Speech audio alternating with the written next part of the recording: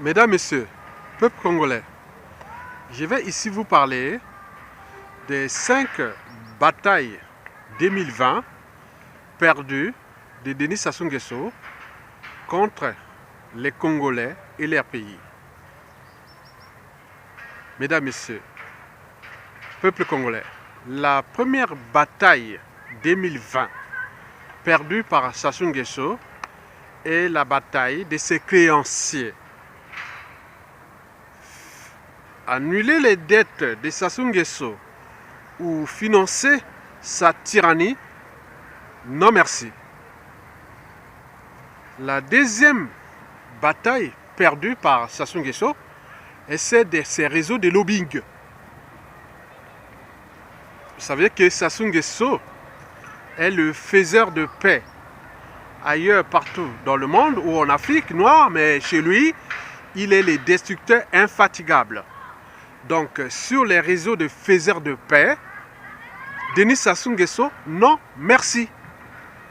Donc, la bataille de ces réseaux de lobbying contre nous, peuple congolais et notre pays, c'est perdu.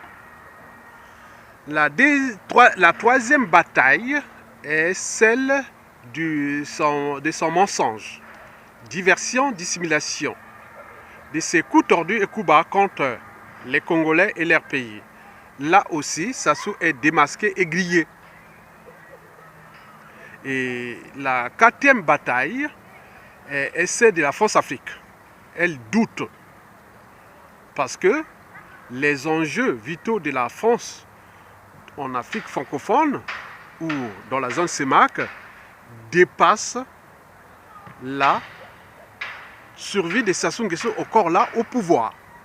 Donc il y a des France-Africains qui sont désormais du côté du peuple congolais et de l'Afrique francophone, et d'autres qui sont encore dans l'ancien monde.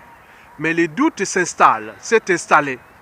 Donc la dynamique est là, c'est-à-dire la dynamique de la francophonie et de la France-Afrique des peuples, qui est nous, à la chute inévitable de Sassou Nguesso, nous allons certainement transformer cette France-Afrique, qu'elle devienne plus décolonisée et plus diplomatique, stratégique, économique, commercial et tout compagnie, comme l'est le système anglo-saxon en Afrique.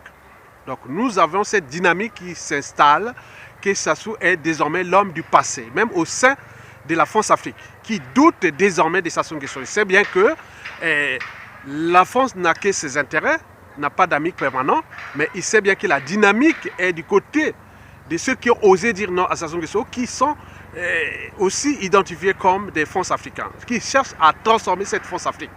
Et donc Sassou est perdu. Sur ce plan, Tokolonga, on va gagner entre les deux écosystèmes, la France et la France-Afrique, qui sera certainement décolonisée et transformée. La cinquième et dernière bataille est celle de la diaspora, qui nous venons de démasquer, de griller la diasporie, et qui est désormais vomi. Donc Sassou n'a plus de marge de manœuvre au sein de sa diasporie, qui va être désintégrée. Et nous sommes dans le processus de désintégration de cette diasporie. Donc, au final, nous sommes dans le processus conduisant vers la chute inévitable de Denis Sassou Nguesso. Mesdames, Messieurs, peuple congolais, Tokolonga, Sassou Akomina Souka, vive la fin du goulag, vive la fin de la dictature qui fut la plus féroce du continent noir en ce début du XXIe siècle. Et pour combien de temps encore? Mesdames, Messieurs, je vous remercie.